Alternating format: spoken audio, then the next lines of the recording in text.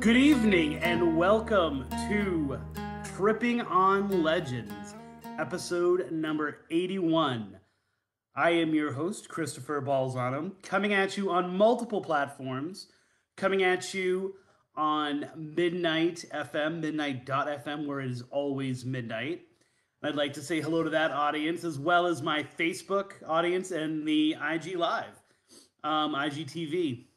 If you are not subscribe to any of these things, if you are listening to me on podcast because you've gotten this podcast on iTunes or Google Play or wherever you get your podcasts, you can follow me on Instagram at Spooky Tripping, or you can follow me on Facebook at facebook.com/trippingonlegends, and I do the show live from both of those platforms, and especially the Facebook platform is where you want to be following me because that's the most interactive chat room. We've got some really hardcore, true fans that hang out in there, like Jen and Margie, who are listening and always saying things that I can't always repeat because I don't catch them in time. I would love it if they were to call in sometime, and I'm hoping that tonight's topic will get some people to call in. Jeremy's with us. Jeremy is a longtime fan of my work. Hello, Jeremy. I think tonight's topic is going to be one that people will want to get involved in because there are several different themes. There's a lot to unpack about tonight.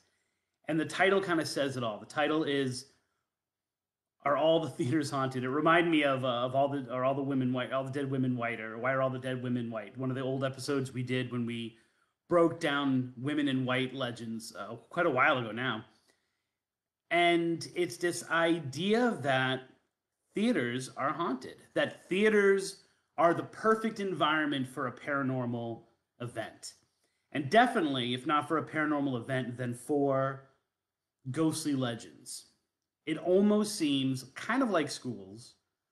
You are not an appropriate theater. You are not a true house of the arts, if you will, if you don't have a ghost. That there's some kind of initiation that a building has to go through to transform it from just a place where people go and catch a play to a real theater. And part of that initiation is it has to have a ghost. It has to have some place or some story behind it that draws people in. So as we talk tonight, I want to encourage people to either in one of these chat rooms that we're involved in, either the IGTV chat room or the Facebook, or hopefully calling in to share your stories about haunted theaters. Whether it's the haunted one in your town, one that you've heard of, a famously haunted one. But there are a few different elements to this story that we're going to be covering tonight that kind of hint at perfect storms, and a lot of really odd occurrences that kind of come together to make the rumors of ghosts in these places as strong as the actual haunting. Which, of course, is the essence of Tripping on Legends, right? It's the essence of what we do here is this fact that there may be ghosts in the Majestic. There may be ghosts in the Ocala Civic Theater, or the former Ocala Civic Theater. There may be ghosts in the Arcadia Opera House. But we've created these backstories that kind of fit in with the whole motif or the whole mystique of a theater. Because it is the grand stage. It literally, all of life is a stage. All of ghost stories are a stage, it seems sometimes. So if you have a particular legend or even a true, what you feel is a true ghost haunting in a theater, in addition to piping in on one of those platforms, you can also call. You can call me here at 813-418-6822. 813-418-6822. This, I should probably say where this all stems from. It's kind of a convergence of two different things that I'm going to be doing on the same night. What are you doing your Halloween? Well, I know what I'm not doing, and that's speaking at a lot of libraries like I did last year. Last year, I lived in my car in October. I was constantly on the road. I loved it. I drank a lot of Mountain Dew, told a lot of stories, and by the middle of that month, I had these stories. I was a ninja with them. I knew exactly how to get every single joke that I wanted out of them, and it was I was at my peak of being a performer. I felt, and then of course Corona, right? And those were cut to a few virtual ones, a few potential ones in February, hopefully, given the romantic nature, romantic and me have nothing to do with each other. So we'll say the topic um, of my book, which is haunted Florida love stories. So some places have wanted me to come in February as well. So there are events coming up, but I've hinted at this a few times. The details are in tonight's show notes. They probably won't make it to the actual show notes when I post this on podcast because I'm like 2 weeks behind and the event will be over by then. But I am going to be performing in Ruskin, Florida on October the 30th, the day before Halloween. And I'm going to be doing dramatic recreations of some of my favorite stories. And then the second half, if you listen to the show from last week, if you saw the show last week, there was a debate between Ella and I about which stories we should do, and the storyteller versus the folklorist, which was a great argument between two intellectual giants, or at least one giant and one that's kind of smaller than me. But it's going to be a really interesting event, and it is in a theater, right? It's not speaking at a library. It's going to be me on a somewhat lifted stage telling these stories in a dramatic way. So it's going to be a performance. I am going to be on the stage. It's not going to be my normal, I'm going to tell a story, you interrupt with a question, I address your question, all those kinds of things. And I thought, wow, how cool. How cool that I'm going to be performing in a theater, acting almost. And then I was told the name of it, and I'm not quite sure how this works. The name of the theater is different, I think, than the company that's running it. And the company that's running it is Macbeth and Cheese, which totally blew me away because that's not supposed to happen, right? I went to Emerson, so I know about Boston's Huntington Theater, and I know theater history, right? I lived with Jenna McFarland for 87 years of my life. I did theater when I was in high school, always on the stage or in a middle school or a junior high or an elementary school, never like in a theater. Jen and I have been on stage together. I still remember her trying to look up what the word mugging meant because it didn't mean what she thought it meant. And the number one legend that I know is that you don't utter the play Macbeth in a theater. So to actually have a theater where I'm going to be performing that is called Macbeth, or at least the group that performs there uses that name, blew me away. I'm like, oh my word, we're tempting fate. Something bad's going to happen. Like something has to happen. And I thought that was amazing.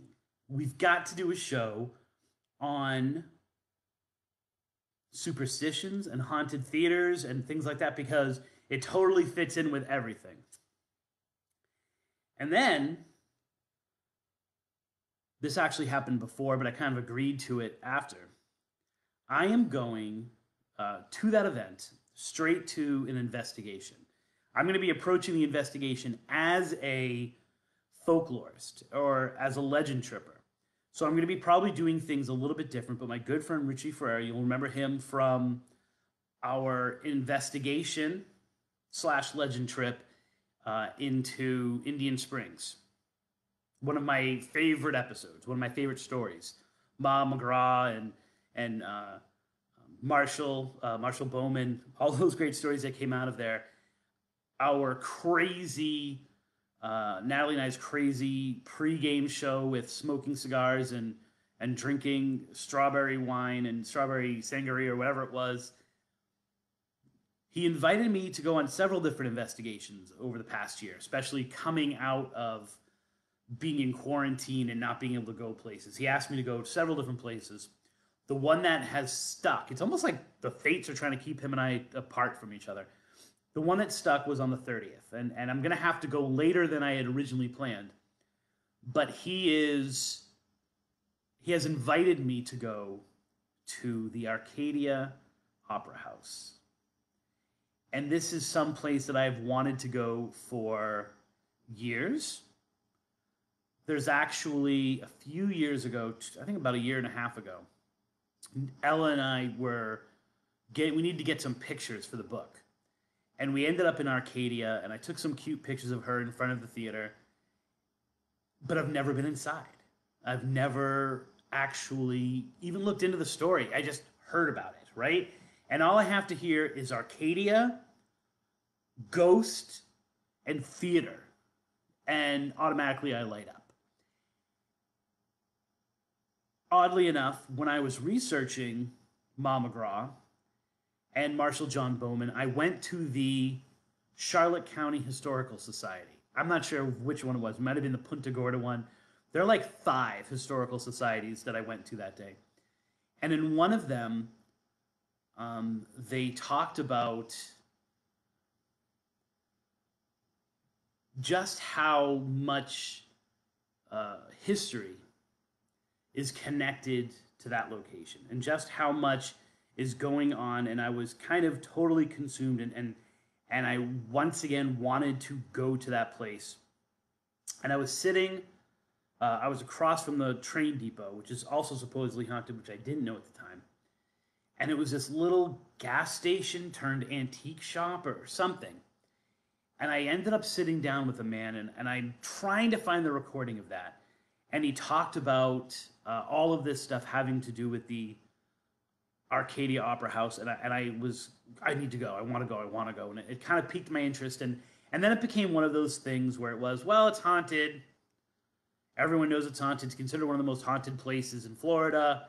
It's maybe been overdone. Found out, not that overdone. Like, there have been a few major investigations, a few different appearances on paranormal shows, things like that.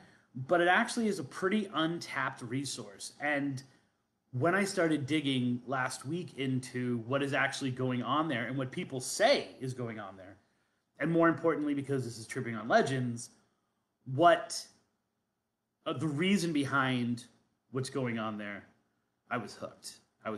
And coming off of Macbeth and Cheese, this was perfect. I was like, all right, I'm going to be going to a theater. I'm going to be performing in a theater. Then I'm going to be going into a haunted theater. I've got all these great superstitions about the theater, some of which I didn't know. Perfect show topic. This is one of those topics that I really wish, this is one of those episodes I really wish I had a co-host with, because I think this is one of those good reveal shows. There's so much to unpack about this because it's not just a haunted theater and everything that is kind of in play with a haunted theater. It has so many other elements that are working there that it's really a back and forth would go well. So please feel free to call 813-418-6822 if you have your story or if I kind of hit a nerve with this. But I think the story really begins talking about Arcadia and just how screwed up that town is. I've talked about this on air actually with Lon Strickler on a few of his shows. But at Arcadia, Northport, obviously Venice, Sarasota, the towns that are kind of around there, all have a deep paranormal history. And by a deep paranormal history, I'm not just talking about there are ghost stories coming out of there or there are good ghostly legends. It seems to be a place where everyone knows and embraces these stories. and people tell them kind of as if they're true. And people share them freely. Every time I've gone to Arcadia, I would have to say I have never been convinced that there are ghosts there, right?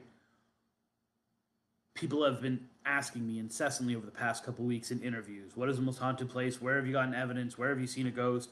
All these kinds of things. And okay, when we went to Coker Cemetery, and you can check out the Coker Cemetery legend in episode 64, episode 60, we talk about this. Deanna Mulhern and I went out there to look down the legend and to track down the legend of the Lots, who are these ghost children in this kind of abandoned cemetery. I felt as if I had touched the paranormal. I felt very clearly as we were reading, or she was reading a kid's story, and I was filming, that I was seeing shadows gather around her. These little children who were buried in that cemetery coming to her to get a better ear on what she was reading about. Fair enough. I feel when I went with my kids to the Richardsons in Oak Ridge Cemetery, not so much. We had an amazing time. The kids did some legend trip kind of stuff and tried to get people to play with the toys, try to get the children there to play with the toys. We tried to play hide and go seek with them. It was an amazing day, and doing the research on that story, it's up there. When Natalie and I initially went, and this is episode 3 of Tripping on Legends. It was the third place we went to. When we could hear all of the talking coming from that Mary statue, I felt as if we were capturing the paranormal. But I didn't feel the place was haunted. I felt it was, I know this is going to sound strange, but like momentarily something opened up and allowed us to have an experience and allowed us to capture those voices. But I didn't get a feeling of like weirdness or creepiness, or definitely not being scared, but this kind of, we captured a moment. And I would say the same thing when we were at the Royal Air Force Memorial, and everything kind of stopped as we were reading poetry and putting the coins on the graves. But the reputation of Arcadia precedes it, right? People who don't live in Florida, people who don't live in that area, people who have never been there know that Arcadia is a hotbed of paranormal activity. That the ghostly legends that come from there are stronger, they're more ingrained in the history of it, and the history of the town, and they come alive. So people who just are Forteans, when they look at these anomalous places in the United States and around the world, Arcadia, Florida, this little place, it's area-wise not so little, but in terms of population, they turn to it and they talk about it, and they talk about it often. Enough that if you type in Arcadia, Florida ghosts or Arcadia, Florida weirdness, you're going to get UFO reports, you're going to get skunk ape reports, you're going to get a ton of ghostly activity mentioned. And at the center of all of this, in the historic district, is the Opera House. And the Opera House has a crazy history. And I've been tracking down the history. And of course, so much of it is lore. So much of it is misinformation. It's getting one thing kind of hopped onto another thing. And so I go with what I consider the authority. The person who has no skin in the game when it comes to paranormal stuff, but she has all the skin in the game when it comes to being an amazing researcher and a town historian, and that's Carol Mailer. She's helped me on so many of these little cases that I've done in Arcadia, tracking things down. She was the one that found the obscure reference to the lots in the tax rolls for in the 1940s, like this, looking. Wait, man, I think I know exactly where that year is, and disappearing into a room and coming out with it. That when she writes the history of something, I say that. She could say to me right now, there are unicorns running down Main Street in Arcadia, and I would believe her. That's how much of a trusted source she is for me. Especially when you consider that she has no connection to the paranormal, right? I'm not quite sure how she feels about me. She always responds when I email her, except for today. But I don't even, I think she kind of looks at me like, I don't quite know what this guy's up to. But she trusts me enough to share information because she knows that I'm going to put it out there as accurately as I possibly can, and that I'm going to respect the research. So when she says something, and Arcadia, you know, we encountered this when we were looking into this town as myth, and Dell and I were frustrated. And one of the suggestions I made was, we've got to look at Arcadia, right? Arcadia's on the same train line. If there are records to be found of some place that's not even Arcadia, or it's not even Pemberton Ferry, we can go to Arcadia and we're going to find stuff. And I still believe that. They are such meticulous keepers of history there, partly because of Carol, that I'm going to trust that. So I'm going to give you the history of the building itself. One of the big events in Southwest Florida history would happen in the late 1880s, and that would be the splitting up of the counties.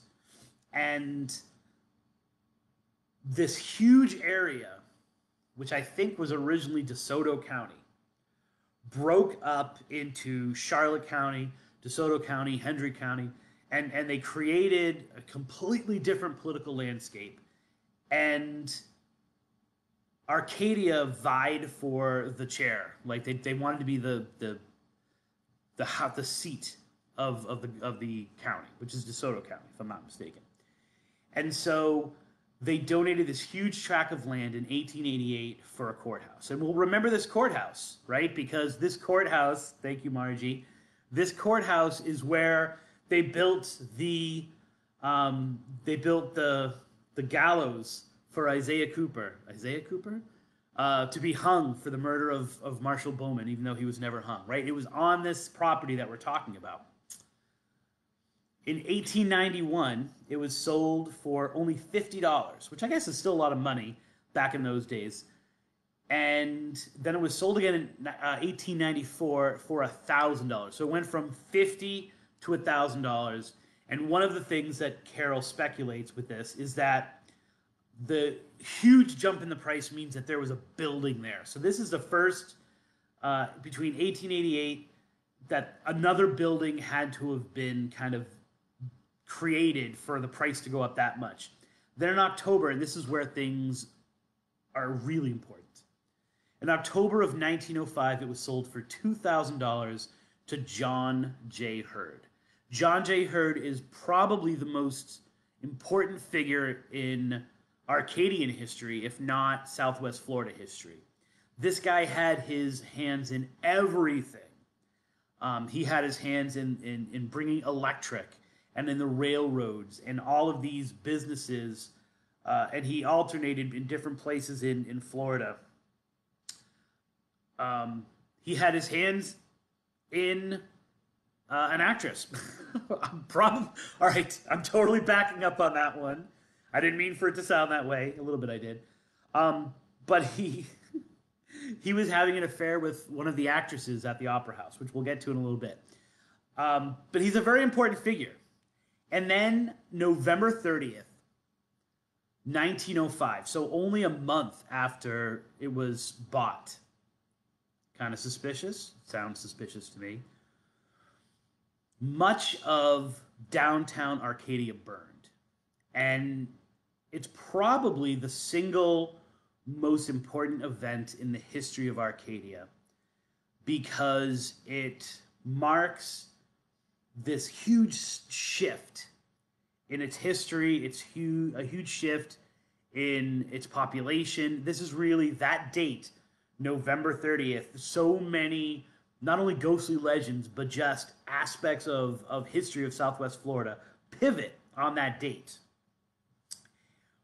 only 2 buildings remained in the entire downtown area. They all burned down. There were rumors that it was had something to do with a stable, which totally reminded me of the whole Chicago, fire of whatever.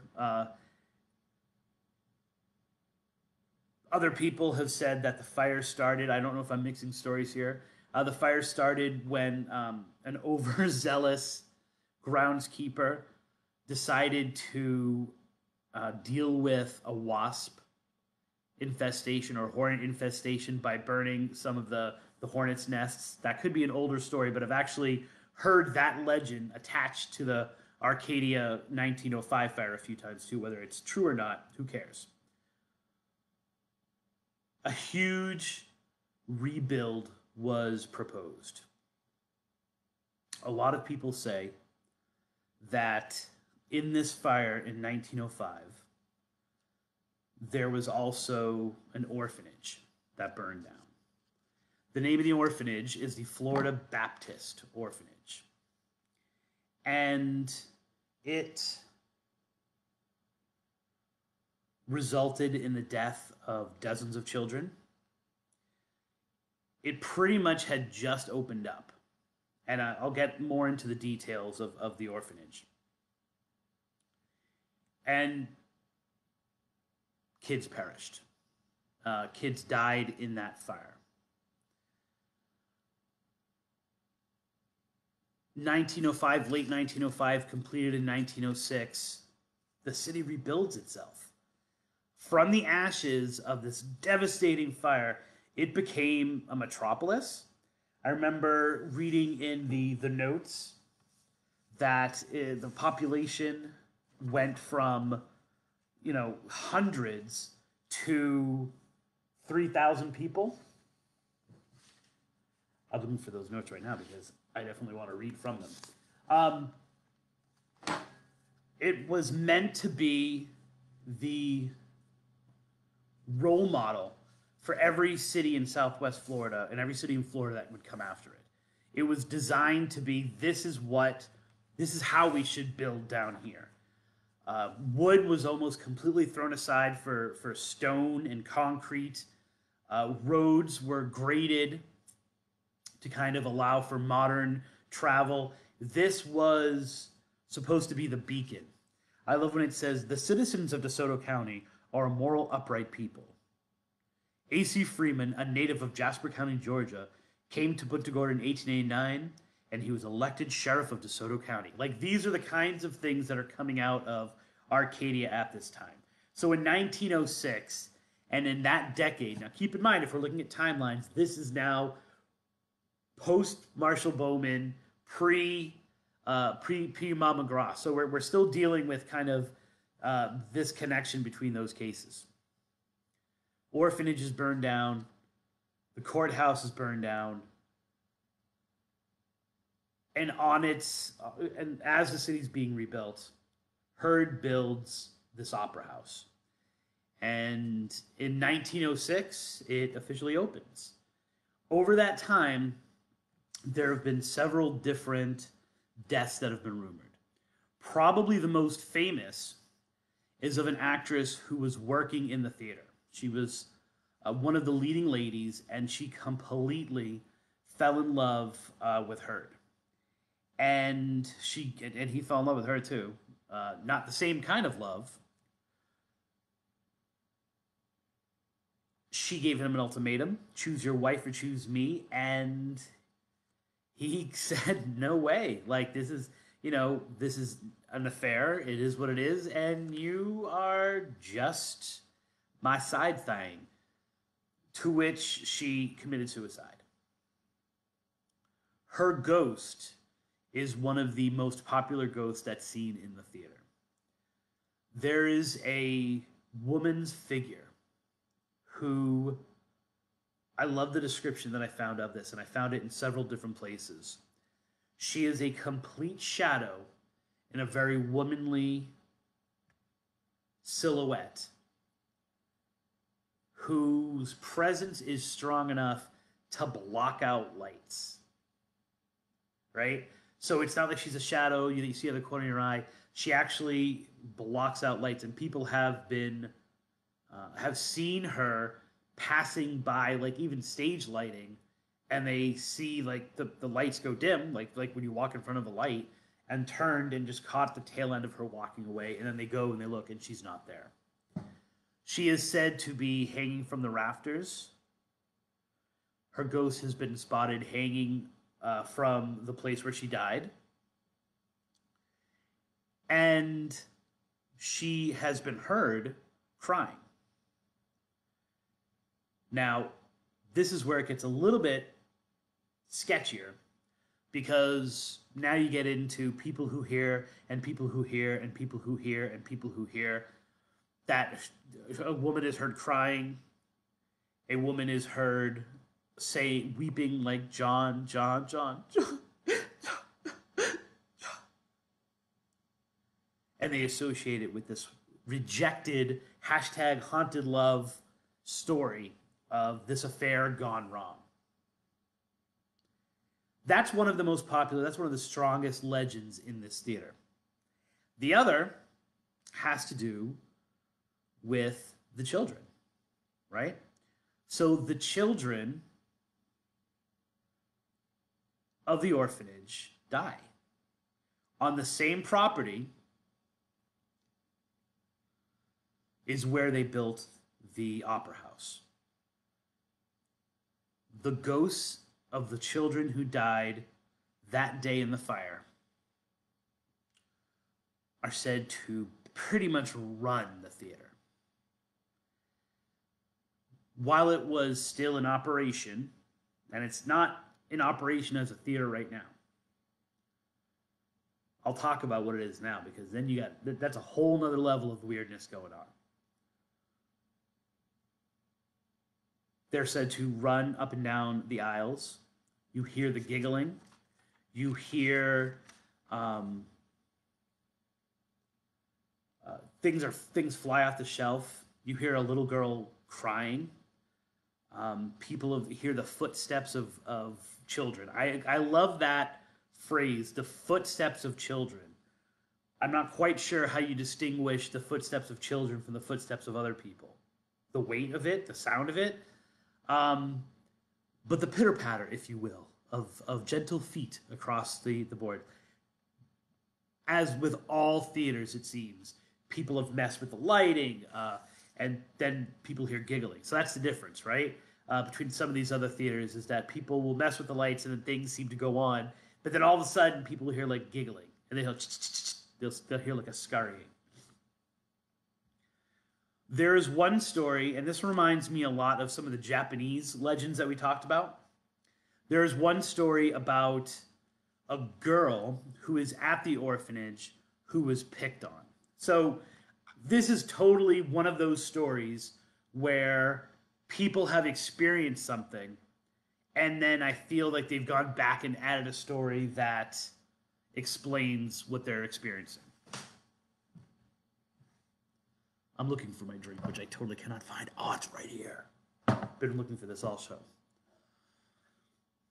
I'm going to take a sip because I got to get ready for this. Okay, so I have no cough button.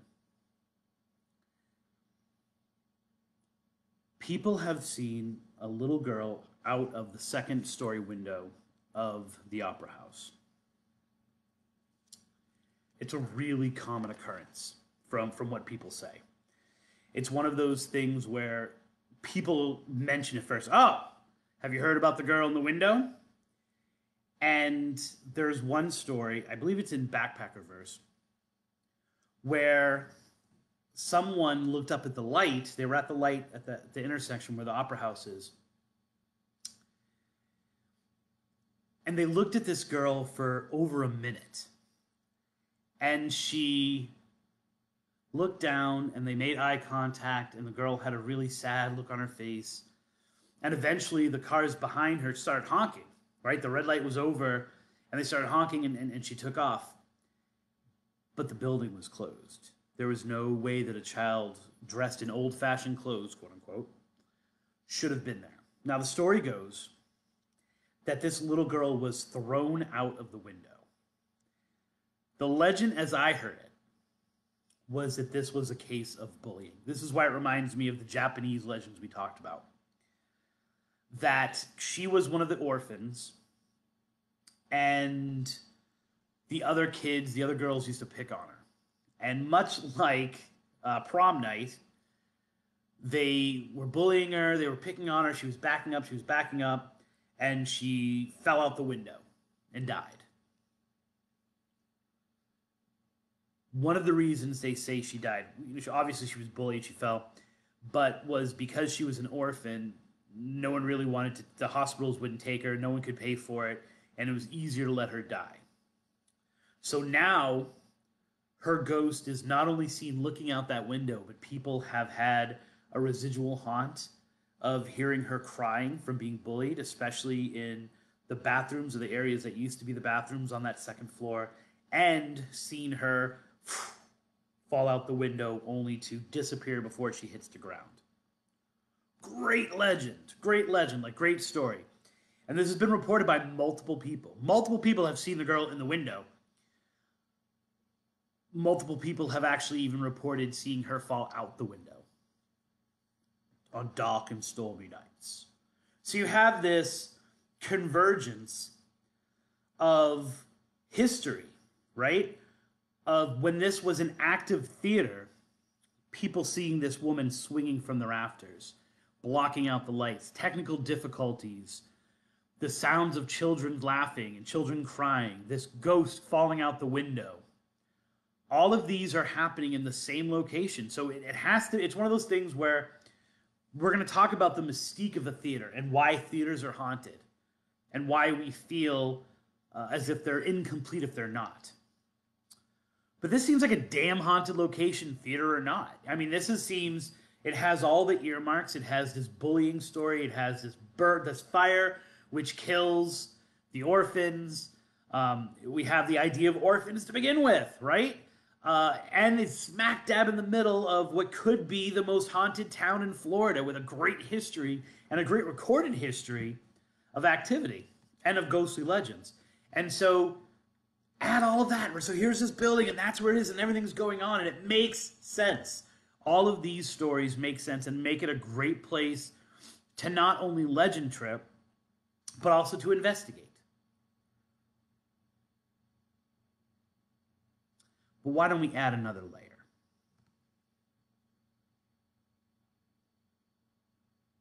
During the day, now, the Arcadia Opera House is what we would call in New England a bazaar.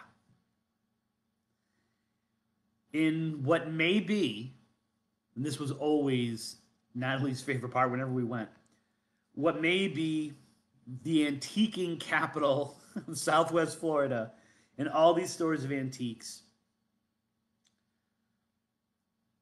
the Arcadia Opera House is an antique store. It is a place where you can rent out a table. You can sell your little nicks and your little knacks. It's almost like an indoor flea market, is my understanding of it. But there's also genuine antiques. Like people who have put their stuff on consignment, things that are sometimes over 100 years old. I mean, this is like an antique store of an antique store, right? It's good. It's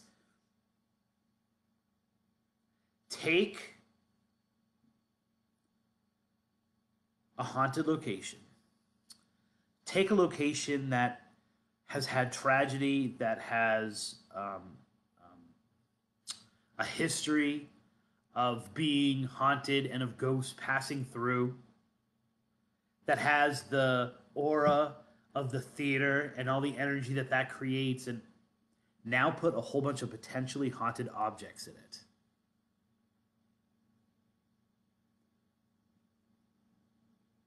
It's a perfect story. It's a pressure cooker, right? I mean, if you take a haunted object and you bring it into your house, the chances of something happening are pretty good, right?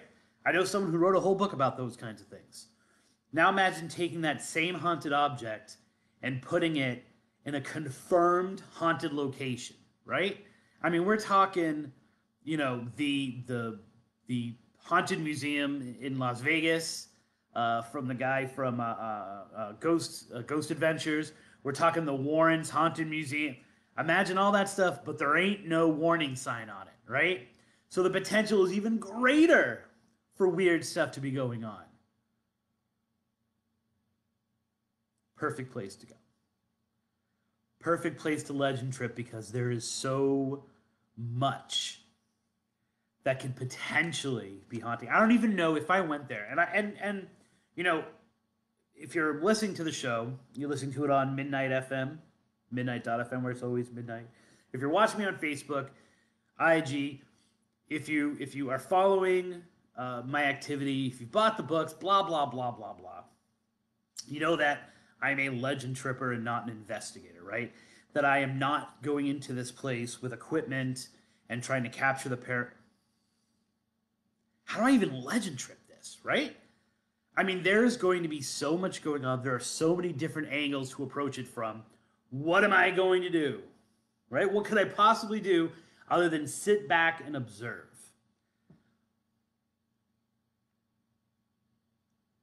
Theaters need to be haunted. Even if there's no reason for them to be haunted. Like I said, episode 71, we talked about Morris Osborne and the Magician's Ghost and the Ocala Civic Theater. This week I posted stuff about Emerson College and the Cutler Majestic. And I couldn't believe that I hadn't posted that before because it was such a classic staple of Massachusetts Paranormal Crossroads. We want our theaters to be haunted, and it makes sense that they are. They are snapshots of a moment. And I talk a little bit about this. I had to re-listen to the episode 71 to make sure I didn't talk about this in detail, which I ended up not.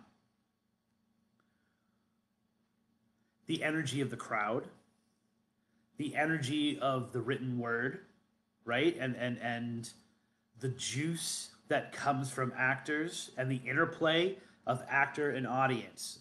It's a snapshot, right? It's a one-time thing. No matter how many times those actors have performed that play in that setting, even to maybe some of the same audience members, it will never be the same twice. There's always slight variables. Anyone who's acted knows this. Anyone who's into the theater knows they can go to the same show on 2 different nights and different things will happen. It is a live moment. And that live moment relies on the interplay and the energy of the audience and the actors. One of the reasons why I hate actors, that's totally coming out the way. I don't want that to sound that way, right? One of the reasons I learned early on in Emerson to not date actresses, one of the classic training techniques of actors and actresses is to tap into trauma.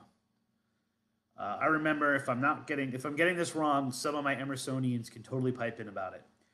But I think it's called a river story, where you are supposed to be remembering this tragic thing that happened to you and reliving it in a way that you are touching the grief, you're touching the sorrow, you're touching the emotions, and then you take that emotion and you put it into your performance, right? You channel it, and it's supposed to help you psychologically. It's also supposed to help your performance because you are using that which has damaged you to uplift you, blah, blah, blah, blah, blah. And so there's that element working in all theaters. And if you know a haunted theater, and you want to talk about a haunted theater, you can call me at 813-418-6822. So you have that element going on. You also have the element of these buildings, right? When the magician made his building, he made it with his heart and his soul to perform what he loved, to kind of take himself to the next level. Other of these buildings have been around for decades, oftentimes centuries. I mean, 1905, we're talking, it's been around for over 100 years. The Majestic, I think, has been around for over 100 years. They renovate, they rediscover themselves. There's all of this construction, right? And each time, and they're beautiful, right? We often spend what might be our greatest night seeing the performances. The actors might have their greatest night. There also seem to be moments of tragedy, right? Fires are a huge deal, and I'll get into that a little bit later, but fires are a huge deal in theaters. People commit suicide in these places. They are the perfect stage, pun entirely intended, for ghosts, right? You have energy, you have history, you have the beauty of it. If you go into a theater, and a good theater, and you look around and you don't think that it's haunted, the theater's not presenting itself the right way, right? It's that kind of common. It's that purposeful. There's something gothic about the design of it. I don't know if I'm getting the right word when I say that. There's definitely something majestic about them that begs a callback in history. And when we get callbacks in history, we think ghosts, right? Ghosts are history screaming to be remembered, to quote badly Jeff Belanger. So when we're there, we are reaching back to all the past performances. The building is the perfect setting for it. The mood is established by we are experiencing something, a play that might be 400 years old. We might be going in there to watch Shakespeare, right? We might be going in there to watch Antigone. So we're talking 2,000 years old. This is how we communicate and we pass stories down from generation to generation to generation. It would be ridiculous to think there's not some kind of spiritual energy attached to that passing down. That we can reach back into history, live in that moment for however long, and not have a little bit of that come back with us. So it makes complete sense. And that's why these places are haunted. They draw stuff in. If you have a theater near you and it's not haunted, question the theater. What's going on with it? So activity happens. We can't explain it. You know, we talk about things like thought forms. Do we, by our mere energy of watching and believing in these fictional characters that are in front of us, create fictional characters to take their place when the lights go down? Do ghosts who are in the area passing by stop for a while and see a show?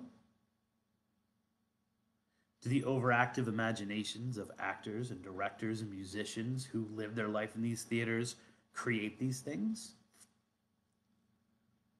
I was listening to the Morris episode, and I came across a very similar incident here with the Arcadia Opera House, where the lighting cues went on when they were supposed to, right?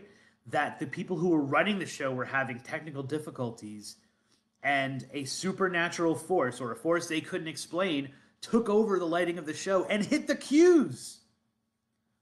Even though the people who were operating it were kind of stumped and something had gone wrong and they were trying to fix it, and all of a sudden, bam, something. Do we stay at that location and help the show out? Right? You can't exaggerate that. If you say lights go wrong, I don't know anyone who works in the theater who doesn't have issues with the soundboard, doesn't have issues with the lighting board, right? There's not some quirk, especially the older you get in the theater and the more the theater's gone around, you have to jiggle something and work something else, and everyone who's in the theater knows you don't go in that section of it because it creaks, and so that the creak gets heard. You don't put the mics there, like, you know the blind spots of the theater. People who work in these places know the technical difficulties that they're going to encounter. most of these ghost stories go beyond that. They actually have something um, where it helps, right? Or it's unusual from the normal day to day, this is broken, this is fixed. Ghosts are in these theaters. But as we all know, oftentimes when we have ghosts, the ghost stories are used to explain the ghostly activity. They're not really connected to what's going on there at all. But because the story makes sense, because the story fits what we feel is an appropriate background for what people are experiencing, even if that's not exactly what happened, the story stays. There is no history of a woman having committed suicide in the Arcadia Opera House. I know the first reaction, right? John Hurd has got to be one of the most influential people in Florida history. He can easily cover that up. But the people who are on the ground with it, they know, right? They know, oh, this is a real story. Arcadia is ridiculous when it comes to keeping its history. There is no woman who committed suicide in the theater. It's not there. It's not in the history books. There's nothing you can point to.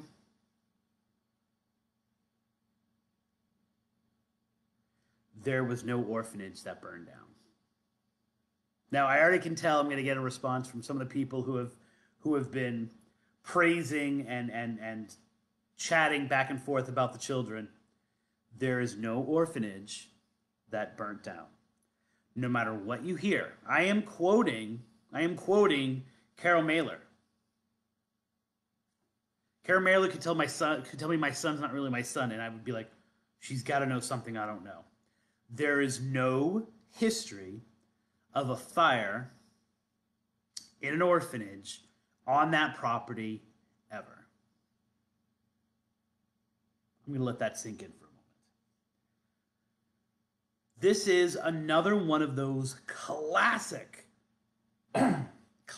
explanations for a haunting that people consistently believe and it almost never is true. I went back to my friend Craig Pace, not Craig Payne, who I went to high school with. I emailed him accidentally.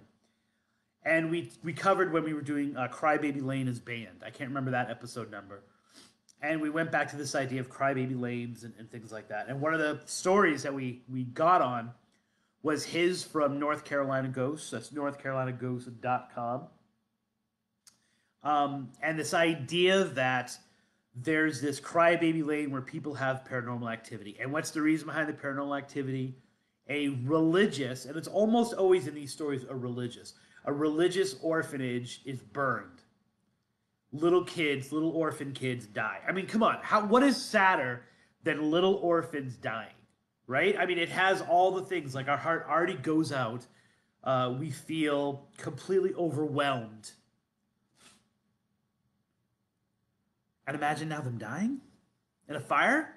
One of the worst ways for a child to die. Now, there are fires that have killed people, and that has led to ghostly activity, and even children, right? One of my favorite interviews of all time. I mean, I've cut this up in different ways for different books. There were two girls. Takes place in Salem, Mass. Allen Street. I want to say 20 or 22 Allen Street. I still remember the address.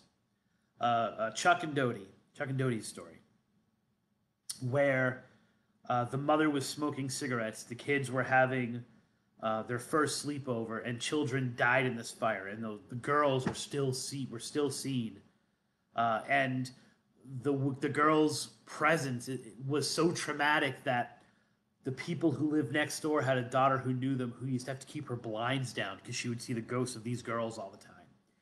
And Doty and Chuck would see the girls running up the stairs, and the daughter's boyfriend, who I think is now her husband, because this was years ago, would see from the landing, he would look across and he would see these girls running up and down the stairs. And the girls used to play with the dresses, which is in haunted objects.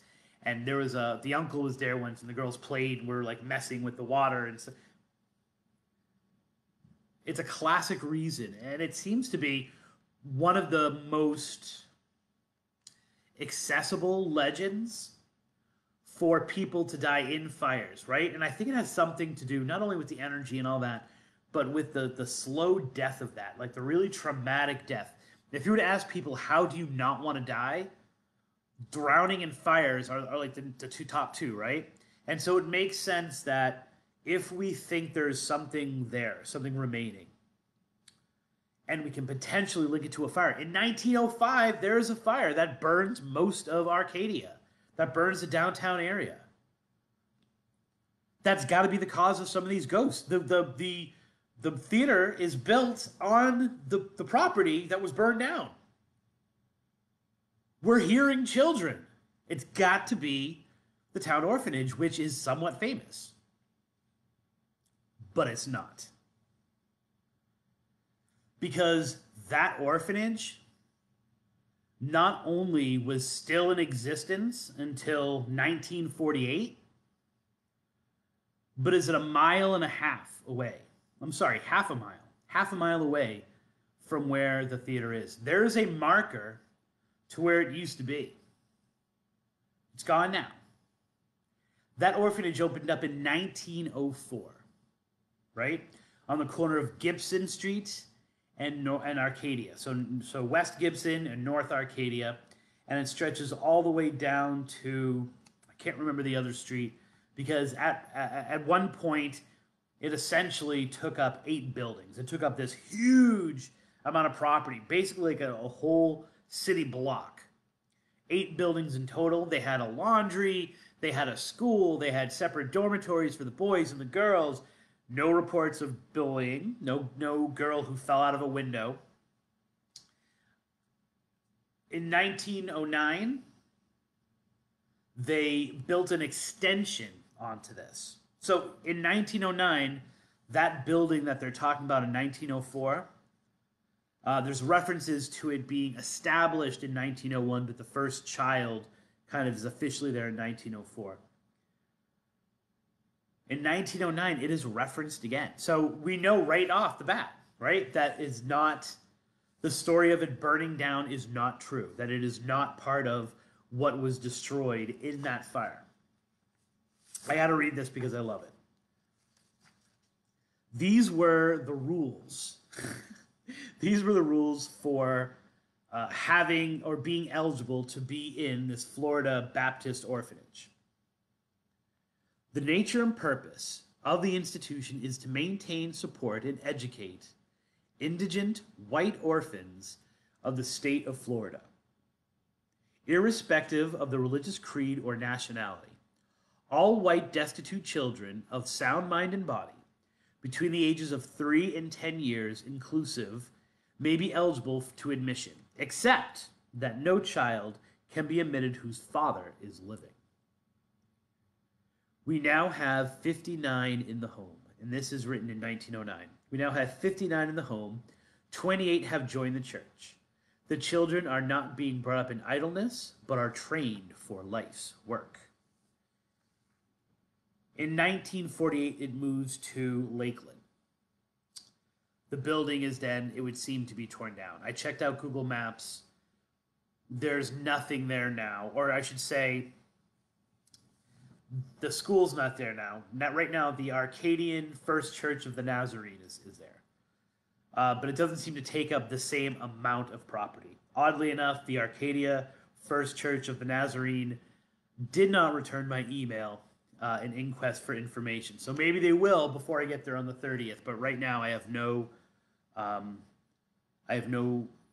connection and no contact with them. But there is a plaque. There is a plaque there that tells the history of the building, right? I mean, here's a picture of it right here. Right? Obviously, when I go there, that's one of the things I'm gonna look at. And it says that, you know, essentially this is when it was built. Here's what it looked like. Here's when it broke up. No mention of a fire whatsoever. But it makes for a great story. Oddly enough, that Crybaby Bridge that Craig wrote about, the name of that church is also something of the Nazarene, I'm pretty sure. Connection there? Probably not. But it's just an odd idea. These orphanages are almost always religious in nature. Dudley Road in Billerica, even though the place is not an orphanage at all. It's said that there was one of the stories that's told about why there's so much ghostly activity there is because there was an orphanage and it burned down, which, once again, never happened either there. I wonder how many orphanages have actually ever burned in America.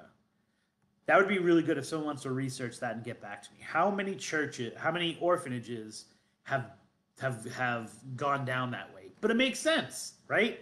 So you take the mystique of a theater, you take the history and the kind of almost cliche haunting of a building like that, right?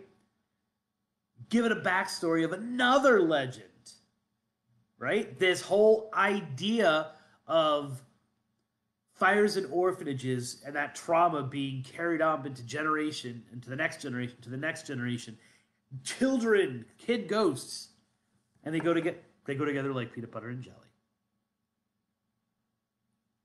And theaters have a history of fire in them as well. Unexplained fires. I'm thinking of The Sixth Sense, right? One of the creepiest moments in that movie is when Cole is having a conversation with the woman who's doing his hair or his costume, and then she turns and the whole side of her face is burned as the teacher is telling him the story of the fire that broke out. Theaters are magnets for legends. And in the case of the Arcadia Opera House, this burnt orphanage is a perfect scapegoat. It's the perfect canvas to paint this legend on. Because once again, we can't discredit the activity. We can't say that people aren't experiencing this stuff. It's just the stories they choose to tell about it can't be backed up. Not only can they not be backed up, history tells the exact opposite story. So it seems like a really fun place for me to go. And in doing so, you know, I like to double down on a lot of this stuff. I decided that I was going to look up, because I knew a few. This is where I really hope to have a co-host, but I'm gonna have either my call-in guests at 813-418-6822 or just in the chat room. I want you guys to throw out what you consider to be known superstitions, things that you never do in a theater, right? So what are traditional? Because if I'm going to go to a theater and I'm going to legend trip it, I am going to step my foot in this crap, and I'm going to break some of these superstitions to see. So what do people know are things that you never do in a theater, or traditional superstitions that are associated with actors or with theaters? I'm going to take a drink while I let you guys respond.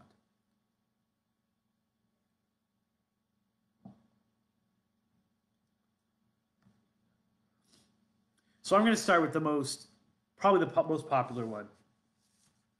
And this comes from BroadwayDirect.com. So I'm not going to take credit for knowing all of this stuff, because there were some in here that I didn't even know myself. And the first, which I don't think they cover in here, is the whole idea of you're not supposed to say the play Macbeth. You're not supposed to mention Macbeth at all. I have not been able to find out. Here we go. All right. If you were an actor, you may have learned this one the hard way. It is considered bad luck to say the name of Shakespeare's Scottish play inside of a theater. If you make this egregious mistake, there is no doubt your fellow actors will become disgruntled and begin suggesting a series of counter curses you must follow to undo the damage. Why I'm going there with Macbeth and cheese, I have no idea. Reciting any line from the lucky play Two Gentlemen of Verona or Midsummer Night Dream can help counteract that, if you say, if the shadows have offended, okay, this is I'm going to say this more Shakespearean. This is, I believe, Puck at the end of the play, if I'm remembering my Shakespeare, and my Dead Poet Society. If we shadows have offended, think but this, and all is mended, that we have but slumbered here, whilst these visions did appear. I still don't quite know exactly why that play of all the plays is the haunted one. It's said that the original actor who played Macbeth died, and so his death kind of put a curse on all future performances of it, and in all theaters to mention it. I don't know about that one. The next one, probably most of you guys know if you spend any time in the theater, is the idea that you do not whistle in a theater. And I know the origin of this one. I don't even need to look at this piece of paper. Because once again, my best friend and roommate for years was an actress and then a set designer. It's bad luck to whistle in a theater because most of the staging, I know this one, most of the staging and the curtains coming up and things moving was originally done by sailors. And they often communicated, and so this tradition continued. They often communicated via whistles, right? And so they would have this kind of like, and every whistle meant something certain, like something would move. And so if you were to whistle in a theater and you were to say do the wrong thing, you might cause a curtain to come down, you might cause a set piece to do something that these people couldn't necessarily see each other, so they worked all in sound, so they hear that whistle and they would do it, and you could cause damage. And so that kind of just carried over. Blue should never be worn on stage. At one point in theater history, blue dye was the most expensive of all fabrics. Producers, in an effort to discourage the spending of money, created a rumor that blue was bad luck, so that people wouldn't ask for blue costumes, so they wouldn't have to spend money on it. I love this one because it fits in with our fire theme, but you should never light a trio of candles. Now, this legend goes further back. Many theaters have burned down because of fires being used on stage. Obviously, the more you have, but you also have, obviously, the number 3 that's involved in that. The person who stands closest to the shortest candle is going to die before the end of the production. Love that idea, right? But also, I think that legend goes back to wartime, right? The idea that you don't light a third cigarette on a match. Because if you light 3 cigarettes on a match, you've now kept that light on enough for any enemy to see you and know where you are and attack you. And of course, I always heard it as they could shoot you. A sniper can get you. They know where you are in the dark. But of course, that probably extends before. Cammie has given us never say good luck, always say break a leg, and never give flowers before the show. If you're Christopher Balzano and your daughter is on stage all the time, that extends to never give flowers at all. I'm a really bad person about that. But that idea that like there's a whole lingo, right? You say break a leg as opposed to good luck. Theater people live in a different world. Never bring a peacock feather on stage. It was inspired by the pattern on the feather that, to many, looks like an evil eye. So it goes back to the whole legend of the evil eye and the idea that there's spells being cast, which is also the next one, which is never have a real mirror on the stage. So always have something that's fake or something that is looks like a mirror, but maybe it's painted, because once again, you're not only are you capturing the spirits, but there's this idea that your soul kind of leaves you almost, or kind of is being projected during a performance, and that you can actually trap the spirit of the actor and the spirit of their character in that mirror. And now take that mirror out, and you're just begging for something bad to happen and for spirits to be trapped inside. Okay. This one I don't know, so I'm not even previewing this one before I read it, but it's amazing to me. It looks amazing to me.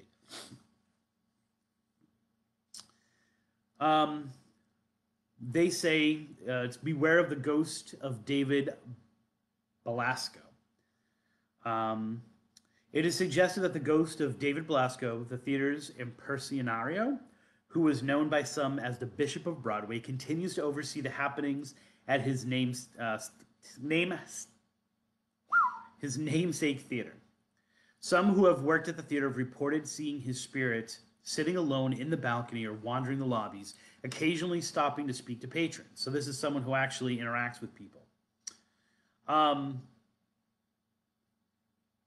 weird thing is that David Belasco ghost is said to be at other theaters, right? So it's one of those things where not only do you have these legends of patrons, famous people who were in the theater, right? The Majestic has one of the mayors of Boston who was supposed to have died there.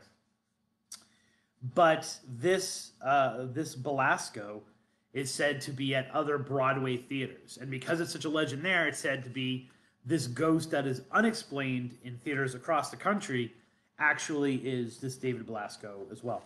And of course, that is extends to Thespius himself. Ella would love this one.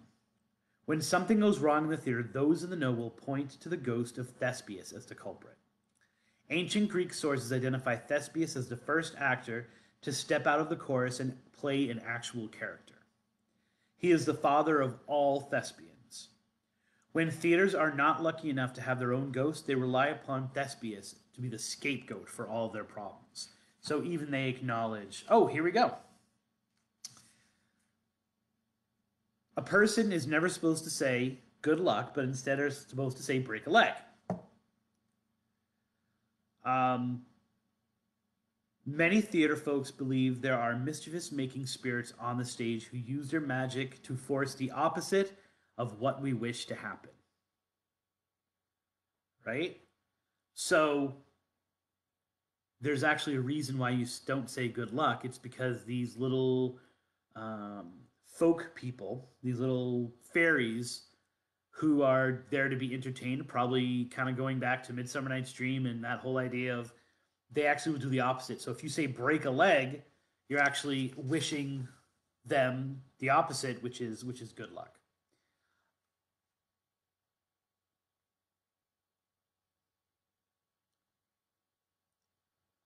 Give the director a graveyard bouquet. I have no idea about this one. I've never heard it before. When a theater production closes, it is considered good luck to give the director a bouquet of flowers stolen from a graveyard. This macabre symbolic gesture obviously denotes the end of a production, its death. Historically, actors did not make money, so one might assume that this was an inexpensive way to say thank you to their director while buttering him up for the next round of auditions. So in other words, it dates back to actors being poor, so they're going to go to cemeteries and steal the flowers of out of the cemeteries, off the graves of people, and give them to the director as a thank you and hey, see you in the next performance. That's gotta be tempting fate somehow. I don't understand how that would be a thing and not be, one of the worst ideas and inviting ghosts to come in and haunt you. So yeah, if you are planning on being an actress, just like Margie says, don't wear blue, stay away from 3 candles and whistling, and you should be fine. But of course, if you like to tempt the fates, I intend on doing most of these things. I got my blue shirt going on right here, right? I love me some 3 candles. I actually posted a picture of when we lit 3 candles at Arbuckle Creek. I don't know about getting flowers from a grave, man. That seems pretty low. But I'm gonna see if I can maybe break some of these, and that can cause these ghosts to make themselves known. So I'm gonna say you can follow this legend trip at #Arcadia Opera. right? Actually, why don't we do hashtag Haunted Arcadia, because I'm sure there's a lot of different things that are going to be going on. So this is going to be on the 30th, and I'll probably be processing and posting a whole bunch of stuff all through Halloween about what happened. Don't know what I'm doing Halloween night yet. Don't know if I'm going all the way to Venice. We'll see. But I'm definitely going to be there on the 30th. If you can't get tickets to see me at Macbeth and Cheese, you can at least follow me via my social media. And specifically for this legend trip, we're going to say Haunted Arcadia. And of course, you can follow all of those social media accounts by going to Twitter. And I am Spooky Balzano there. I am Spooky Tripping at IG on IG. Spookytripping@gmail.com is also the email address. And if you are looking into kind of finding everything that you could possibly want that's Tripping on Legends, the best place, the dump location, if you will, is not trippingonlegends.com, which is an amazing website. Not really, but it's a really great place to get articles and stories that I cover, as well as episodes. But it is the Facebook. So it's the Facebook account, facebook.com/trippingonlegends. Best place to hear me might be Midnight FM, midnight.fm, where it's always midnight, where I am live every Tuesday night from 8:30 to 10 o'clock, usually just a little bit before 10 o'clock, because people get sick of me rambling. And these are the platforms that you can follow me on to see what's going to happen when I go to Haunted Arcadia. Maybe we can even get Richie to come on the show and discuss his approach versus my approach when we go there. But it's going to be a very interesting night leading into Halloween. So please make sure that you're staying with what we got. If you're listening to us on podcast, feel free to go into some of those older episodes. I'm going to post them in the show notes of this, but even before then, you can go into episode 71, 64, 60, episode 3, episode between 3 and 4. There's an evidence episode of Oak Ridge. So if you're the kind of person who loves evidence, you can do the groundwork and the footwork that we were too lazy to do, because there are a ton of voices on that clip, and it's just voices from our Oak Ridge Cemetery.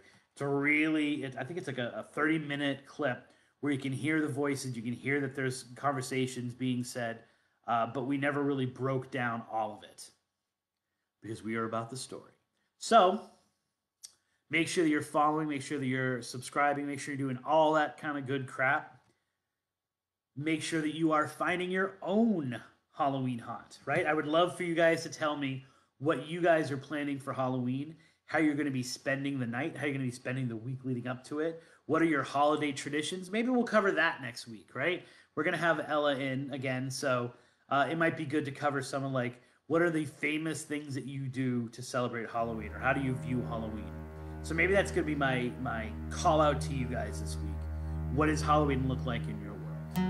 But until then, I am Christopher Balzano, and here's hoping that all of your trips are legendary.